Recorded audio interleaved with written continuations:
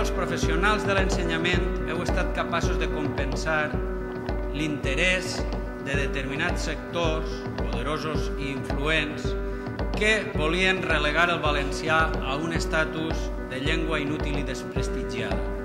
Heu lluitat contracorrent per dignificar el valencià i la cultura des de les vostres aules, per dotar-los d'una normalitat necessària. Els fruits són ben visibles.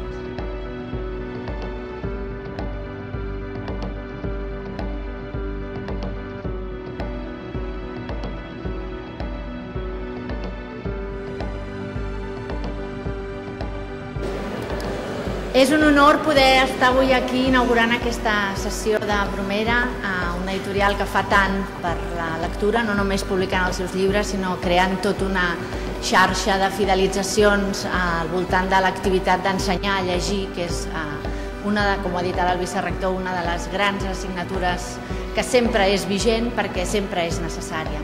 És un honor estar en aquest entorn, a la Universitat de València, en aquest Paraninf espectacular.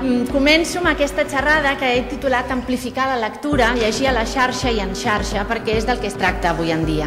Avui en dia hem d'amplificar la lectura perquè el mateix concepte de lectura ja no està única i exclusivament vinculat als objectes que fins ara vehiculaven aquesta activitat, que són els llibres. I per tant fa falta que nosaltres mentalment amplifiquem el concepte de lectura, perquè al cap i a la fi vivim en un món de discursos. Tots els discursos ens circulen, ens penetren, ens envolten i hem de tenir les eines, hem de ser capaços de llegir-los.